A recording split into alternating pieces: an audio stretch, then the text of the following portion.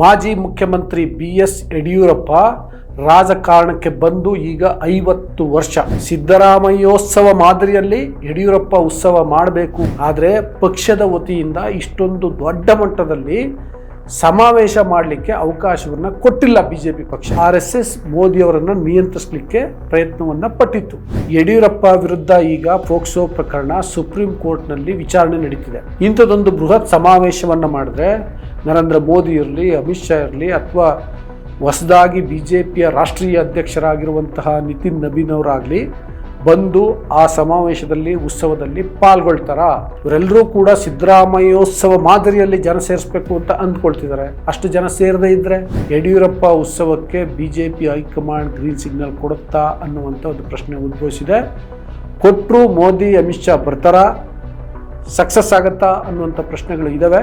ನಮಸ್ಕಾರ, ವಾರ್ತಾ ಭಾರತೀಯ ವೀಕ್ಷಕರಿಗೆ ಈ ಸ್ಪೆಷಲ್ ಎಕ್ಸ್ಪ್ಲೈನರ್ಗೆ ಸ್ವಾಗತ. ನಾನು ಧರಣೇಶ್ ಪುಕಿನ್ಕೆರೆ.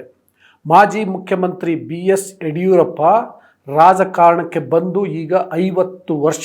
ಯಾಕೆಂದರೆ 1976ರಲ್ಲಿ ಶಿಕಾರಿಪುರ ಪುರಸಭೆಯ ಸದಸ್ಯರಾಗಿ ರಾಜಕಾರಣವನ್ನು ಪ್ರವೇಶ ಮಾಡಿದರು.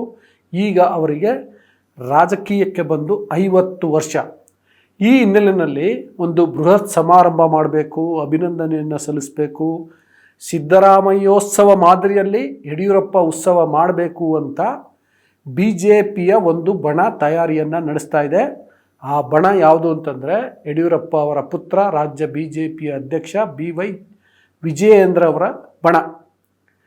ಇದು ಶಕ್ತಿ ಪ್ರದರ್ಶನ ಅಂತ ಯಾಕೆ ವ್ಯಾಖ್ಯಾನ ಆಗ್ತಿದೆ ಅಂತಂದರೆ, ವಿಜಯೇಂದ್ರ ಅವರ ಅಧ್ಯಕ್ಷಗಾದಿಯ ಅವಧಿ ಇದೇ ನವೆಂಬರ್ನಲ್ಲಿ ಮುಗಿತಾ ಇದೆ.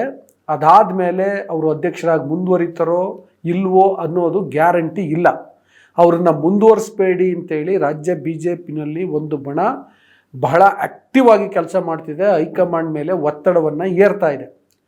ಆ ಕಾರಣಕ್ಕೋಸ್ಕರ ತಮ್ಮ ಸ್ಥಾನವನ್ನು ಭದ್ರಪಡಿಸ್ಕೊಳ್ಬೇಕು ಅಂತ ವಿಜಯೇಂದ್ರ ತಮ್ಮ ಸ್ನೇಹಿತರ ಜೊತೆ ಅಥವಾ ಬೆಂಬಲಿಗರ ಜೊತೆ ಸೇರಿ ಯಡಿಯೂರಪ್ಪ ಉತ್ಸವವನ್ನು ಮಾಡಿ, ಯಡಿಯೂರಪ್ಪ ಅವರಿಗೆ ಇಷ್ಟೊಂದು ದೊಡ್ಡ ಜನಬೆಂಬಲ ಇದೆ, ಒಂದೊಮ್ಮೆ ನನ್ನನ್ನು ಅಧ್ಯಕ್ಷ ಸ್ಥಾನದಿಂದ ಕೆಳಗಿಳಿಸಿದರೆ ಯಡಿಯೂರಪ್ಪ ಹಿಂದೆ ಇರುವಂತಹ ಜನ BJPಯಿಂದ ಹಿಂದೆ ಸರಿಯುವ ಸಾಧ್ಯತೆಗಳಿರ್ತವೆ ಅನ್ನುವಂಥ ಸಂದೇಶವನ್ನು ಕಳಿಸಬೇಕು ಅನ್ನುವ ಕಾರಣಕ್ಕೋಸ್ಕರವೇ ಯಡಿಯೂರಪ್ಪ ಉತ್ಸವ ಮಾಡಲಿಕ್ಕೆ ಹೊರಟಿದ್ದಾರೆ ಅಂತೇಳಿ ವ್ಯಾಖ್ಯಾನ ಮಾಡಲಾಗ್ತಾ ಇದೆ.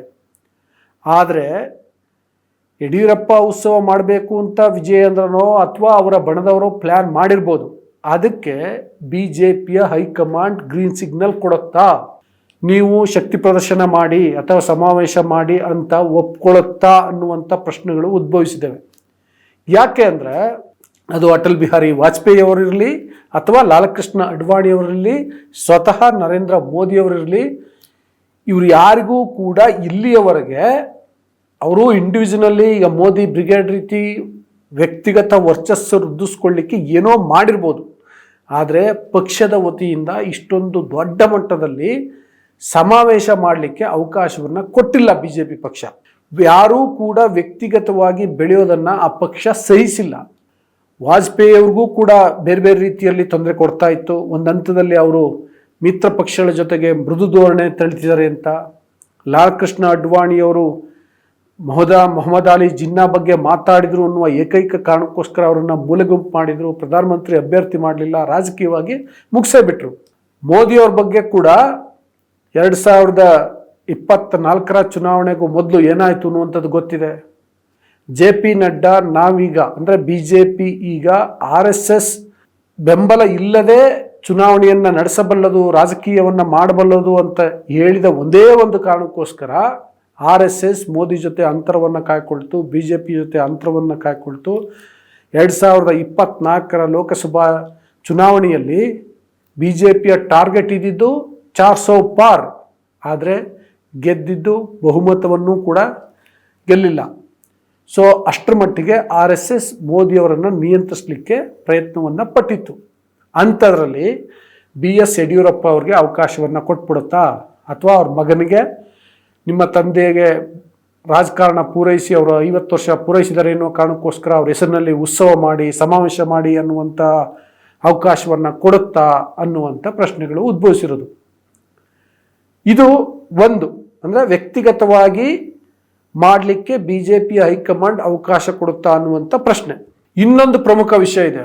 ಅದೇನಪ್ಪ ಅಂತಂದರೆ, ಯಡಿಯೂರಪ್ಪ ವಿರುದ್ಧ ಈಗ ಫೋಕ್ಸೋ ಪ್ರಕರಣ ಸುಪ್ರೀಂ ಕೋರ್ಟ್ನಲ್ಲಿ ವಿಚಾರಣೆ ನಡೀತಿದೆ. ಈ ಹಂತದಲ್ಲಿ ಇಂಥದ್ದೊಂದು ಬೃಹತ್ ಸಮಾವೇಶವನ್ನು ಮಾಡಿದ್ರೆ ನರೇಂದ್ರ ಮೋದಿ ಇರಲಿ, ಅಮಿತ್ ಶಾ ಇರಲಿ, ಅಥವಾ ಹೊಸದಾಗಿ ಬಿ ಜೆ ಪಿಯ ರಾಷ್ಟ್ರೀಯ ಅಧ್ಯಕ್ಷರಾಗಿರುವಂತಹ ನಿತಿನ್ ನಬೀನ್ ಅವರಾಗಲಿ ಬಂದು ಆ ಸಮಾವೇಶದಲ್ಲಿ, ಉತ್ಸವದಲ್ಲಿ ಪಾಲ್ಗೊಳ್ತಾರಾ? ಅವರಿಗದು ಮುಜುಗರ ಆಗಲ್ವಾ?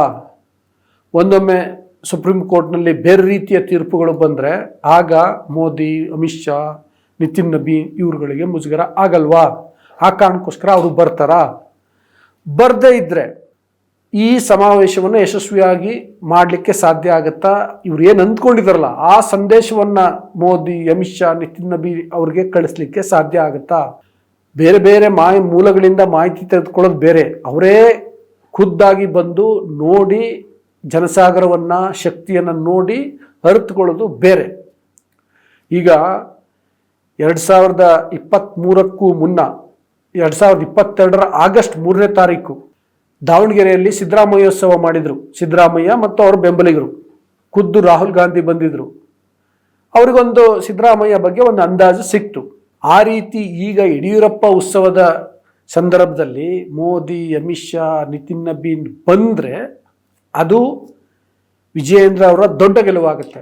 ಆದರೆ ಫೋಕ್ಸೋ ಪ್ರಕರಣದಿಂದ ಅವರು ಬರುವ ಸಾಧ್ಯತೆಗಳು ಬಹಳ ಬಹಳ ಕಮ್ಮಿ, ನನ್ನ ಪ್ರಕಾರ ಇಲ್ಲವೇ ಇಲ್ಲ ಅಂತ ಹೇಳ್ಬೋದು. ಬರಲಿಲ್ಲ ಅಂದರೆ ಅದು ಕೂಡ ಸಕ್ಸಸ್ ಆಗಲ್ಲ. ಮತ್ತು ಇವರೆಲ್ಲರೂ ಕೂಡ ಸಿದ್ದರಾಮಯ್ಯೋತ್ಸವ ಮಾದರಿಯಲ್ಲಿ ಜನ ಸೇರಿಸ್ಬೇಕು ಅಂತ ಅಂದ್ಕೊಳ್ತಿದ್ದಾರೆ. ಅಷ್ಟು ಜನ ಸೇರದೇ ಇದ್ದರೆ ಚಿತ್ರದುರ್ಗದಲ್ಲಿ ಮಾಡಬೇಕು ಅಂತ ಅಂದ್ಕೊಳ್ತಿದ್ದಾರೆ. ಅದಕ್ಕೆ ಶ್ರೀರಾಮುಲು ಮತ್ತು ಗೋವಿಂದ್ ಕಾರಜೋಳ ಕಾಸ್ಟ್ ಕಾಂಬಿನೇಷನ್ ಕಾರಣಕ್ಕೆ ಅವರಿಬ್ಬರಿಗೆ ಉಸ್ತುವಾರಿ ಕೊಡಬೇಕು ಅಂತ ಅಂದ್ಕೊಳ್ತಿದ್ದಾರಂತೆ. ಉಳಿದವರ ಸಹಕಾರ ಈಗಿನ ರಾಜ್ಯ ಬಿ ಜೆ ಪಿಯಲ್ಲಿ ಯಾವ ರೀತಿ ಸಿಗ್ಬೋದು ಅನ್ನೋದನ್ನು ಕೂಡ ನೀವು ಯೋಚನೆ ಮಾಡಲೇಬೇಕಾಗತ್ತೆ. ಸೊ ಈ ರೀತಿಯಾಗಿ ಯಡಿಯೂರಪ್ಪ ಉತ್ಸವಕ್ಕೆ B J P high command green signal ಕೊಡುತ್ತಾ ಅನ್ನುವಂಥ ಒಂದು ಪ್ರಶ್ನೆ ಉದ್ಭವಿಸಿದೆ. ಕೊಟ್ಟರು ಮೋದಿ, ಅಮಿತ್ ಶಾ ಬರ್ತಾರಾ? ಸಕ್ಸಸ್ ಆಗುತ್ತಾ ಅನ್ನುವಂಥ ಪ್ರಶ್ನೆಗಳು ಇದ್ದಾವೆ. ಇದಿನ್ನೂ ಆರಂಭಿಕ ಹಂತದಲ್ಲಿ ಚರ್ಚೆಗಳು ಇದ್ದಾವೆ, ನಡೀತಾ ಇದ್ದಾವೆ ರಾಜ್ಯ ಬಿ ಜೆ ಪಿನಲ್ಲಿ. ಕೋರ್ ಕಮಿಟಿನಲ್ಲಿ ಈಗ ಇದೇ ಕಾರಣಕ್ಕೋಸ್ಕರ ಒಂದು ಸನ್ಮಾನ ಮಾಡಿದ್ದಾರೆ ಯಡಿಯೂರಪ್ಪ ಅವ್ರಿಗೆ. ದೊಡ್ಡ ಮಟ್ಟದಲ್ಲಿ ಸಮಾವೇಶ ಮಾಡಲಿಕ್ಕೆ ವಿಜಯೇಂದ್ರ ಮತ್ತು ಬಣದವರು ಪ್ರಯತ್ನವನ್ನು ಮಾಡ್ತಿದ್ದಾರೆ. ಆದರೆ ಹೈಕಮಾಂಡ್ ಅದನ್ನು ನಿರ್ಧರಿಸಬೇಕಾಗಿದೆ. ಏನು ನಿರ್ಧರಿಸುತ್ತೋ ಗೊತ್ತಿಲ್ಲ, ಈಗಲೇ ಹೇಳಲಿಕ್ಕಾಗಲ್ಲ. ಬಹುತೇಕ ಆ ಸಾಧ್ಯತೆಗಳು ಕಡಿಮೆ ಅಂತ ಅನಿಸುತ್ತೆ. ಆ ಕಾರಣಕ್ಕೋಸ್ಕರ ನಾನು ಈ ವಿಡಿಯೋವನ್ನು ಮಾಡಿದೆ. ಅದು ನನ್ನ ಅಭಿಪ್ರಾಯ. ನೀವು ನಿಮ್ಮ ಅಭಿಪ್ರಾಯ ಏನು ಅನ್ನುವಂಥದ್ದನ್ನು ಕಮೆಂಟ್ ಬಾಕ್ಸಲ್ಲಿ ತಿಳಿಸಿ. ಜೊತೆಗೆ ಇನ್ನೂ ವಾರ್ತಾ ಭಾರತಿಯನ್ನು ಸಬ್ಸ್ಕ್ರೈಬ್ ಮಾಡಿಲ್ಲ ಅಂದರೆ ದಯವಿಟ್ಟು ಸಬ್ಸ್ಕ್ರೈಬ್ ಮಾಡಿ, ಲೈಕ್ ಮಾಡಿ, ಶೇರ್ ಮಾಡಿ, ಬೆಲ್ ಬಟನನ್ನು ಪ್ರೆಸ್ ಮಾಡಿ. Thank you.